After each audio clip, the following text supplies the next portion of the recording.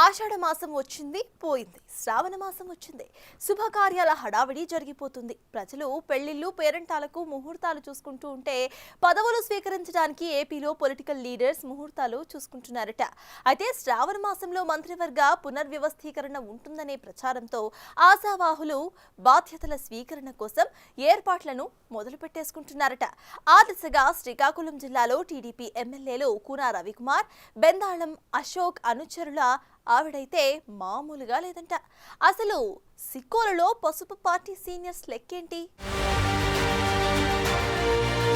ఆంధ్రప్రదేశ్ మంత్రివర్గంలో శ్రావణ మాసం సందర్భంగా ఆగస్టు నెలలో మార్పులు చేర్పులు ఉంటాయని గత నెల రోజులకు పైగా ప్రచారం జరుగుతోంది. ఇప్పుడు ఆ ఆగస్టు రానే వచ్చింది. దీంతో ఆశాబహుల కంటే నాయకుల అనుచరుల హడావిడి ఎక్కువైంది. మా నేతకు ప్రమోషన్ వస్తుందని కాలరెగరేస్తూ చెప్తున్నారు. శ్రీకాకుళం జిల్లాలో 7 ఎమ్మెల్యేలుండగా ప్రస్తుతం అచ్చెన్నాయుడు చంద్రబాబు కేబినెట్ లో వ్యవసాయ శాఖ మంత్రిగా ఉన్నారు. మిగిలిన 6 3 ఎమ్మెల్యేలు మొదటిసారి గెలిచిన వారు కాక మరో 3 సీనియర్లున్నారు. అందులో Amadalavalasa MLA Koona Ravikumar, Ichchapuram MLA Bendalam అశోక్లు మినిస్టర్ పదవి ఆశావహుల లిస్టులో ముందు కనిపిస్తారు.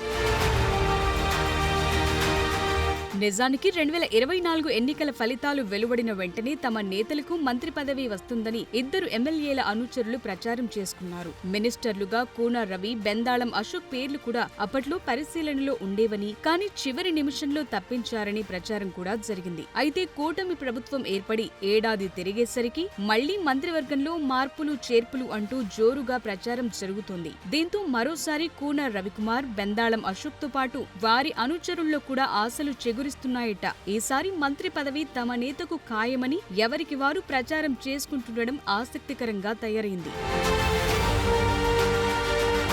శ్రీకాకుళం జిల్లాలో కళింగ సామాజిక వర్గం బలంగా ఉండటం, కూన రవికుమార్, బెందాళం అశోక్ ఇద్దరు అదే సామాజిక వర్గానికి చెందినవారు కావటం వారికి కలుసొచ్చే అంశమన్న వాదన వినిపిస్తోంది. అయితే కేబినెట్ లో మార్పులు చేర్పులు జరిగితే ఎవరో ఒకరికి మాత్రమే చంద్రబాబు అవకాశమిస్తారు. దీంతో మంత్రివర్గంలో చేరటానికి 2 ఎమ్మెల్యేల ప్రయత్నాలు, వారి బలాలపై అభిమానుల విశ్లేషణలు ఇంట్రెస్టింగ్ గా మారాయి. మంత్రివర్గంలో మార్పులుంటే తనకు పదవి ఖాయమని కూన ధీమా వ్యక్తం చేస్తున్నారట. ప్రతిపక్షంలో ఉన్న పార్టీ బలోపేతం కోసం చేసిన పోరాటం తనకు కలిసి వస్తుందని కూన నమ్మకంతో ఉన్నారట. వైసీపీ హయాంలో పలు కేసుల్ని ఎదుర్కొని మరీ కూన రవికుమార్ టీడీపీ బలోపేతానికి కృషి చేశారు. అదీగాక గత ఎన్నికల్లో వైసీపీ సీనియర్ నేత, మాజీ స్పీకర్ తమ్మినేని సీతారాంను ఆమదాల వలసలో ఘోర పరాజయం పాలు చేశారు. 2014 ఎన్నికల్లోని ఆయన తన సమీప బంధువైన తమ్మినేని సీతారాంకు చెక్ పెట్టి ఫోకస్ అయ్యారు. దానికి తోడు పార్టీ తరపున బలమైన వాయిస్ వినిపించగలరని అధిష్టానం వద్ద ఆయనకు మంచి గుర్తింపు ఉంది. ప్రస్తుతం విపక్షానికి కౌంటర్ ఇవ్వటంలో మంత్రులు విఫలమవుతున్నారని టీడీపీ అధిష్టానం అభిప్రాయపడుతుందంటున్నారు. ఆ క్రమంలో రవికుమార్ వాయిస్ ఆయనకు ప్లస్ అయ్యే అవకాశం ఉన్నప్పటికీ ఆయన పైన ఇసుక అక్రమ రవాణా ఆరోపణలు విపరీతంగా పెరుగుతుండటం నెగటివ్ అవుతోందంటున్నారు. జిల్లాలో కూన రవికుమార్ తరువాత మరో సీనియర్ ఎమ్మెల్యే బెందాళం అశోక్ పేరు కూడా కేబినెట్ రేసులో పరిశీలనలో ఉందట.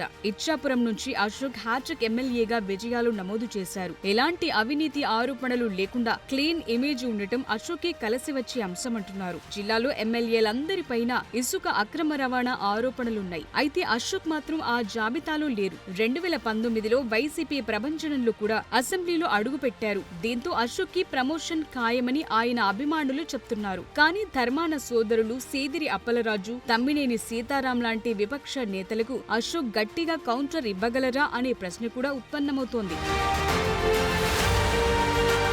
కేబినెట్ లో మార్పులు చేర్పులపై అధికారిక ప్రకటన ఇంతవరకు రాలేదు. అయితే ఆశావహులు, వారి అభిమానులు మాత్రం ఆగస్టు నెల తమకు కలిసి వస్తుందని ప్రచారం చేసుకుంటూ శ్రీకాకుళం రాజకీయాల్లో హడావిడి చేస్తుండటం చర్చనీయాంశంగా మారింది.